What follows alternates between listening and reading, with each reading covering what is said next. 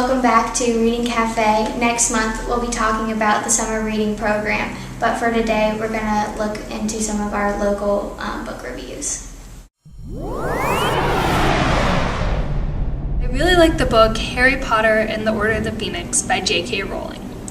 It is an inspiring book about a teenage boy who has to go through many life's trials in a fantasy world, and it relates to many real-world issues as well, such as poverty and greed and death even, but it's all wrapped around a fantasy world that you can relate to. So it's the way that everyone can feel like, I've been there, or I know what he's talking about, while he's still going off and having magical adventures. So whether you like realistic fiction or fantasy, it's a win-win situation. The name of the book is Evermore, and it's by Alison Knoll.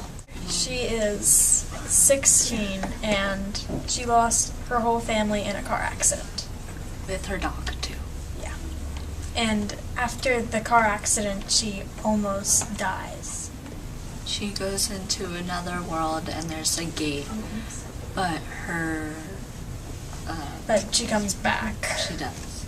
By someone she knows, or is soon to be known. And when she comes back, it makes her psychic. Like, she can see the future, kinda.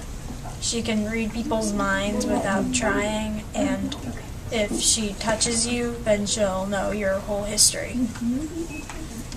I like reading because it's like a movie in your head. And sometimes when you get bored and you don't have anything to do, you can just read. Boston Gin is written by Jennifer L. Holm. Boston Gin is a book about the young woman who is actually more like a young boy in her everyday life as a young proper lady. Boston Jane attends Miss Hippolyte's Academy for young ladies in Philadelphia to become more of a proper young woman. She loves cherry pie, and it's very close with her father. At Miss Hippolyte's Academy, there was a young lady that always picked on Boston Jane because Jane was better at embroidering than her. Boston Jane ended up choosing to follow her heart instead of continuing to go to the academy and left Philadelphia on a long trip across oceans to find her betrothed man, William. William went to the Oregon trial to claim land and seek fortunes for himself. Boston Jane found herself on Saltwater Bay with no William in sight. She had to befriend the men on Saltwater Bay who all liked her embroidery skills that she was taught at Miss Hippolyte's Academy. She also had to befriend the savages because they were useful to her. Boston Jane made a huge difference from the young girl she was at Miss Hippolyte's Academy to a new young lady that was very strong and energetic.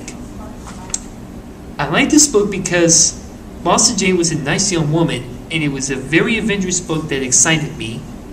And I think others should read this book because it was very entertaining and a great read.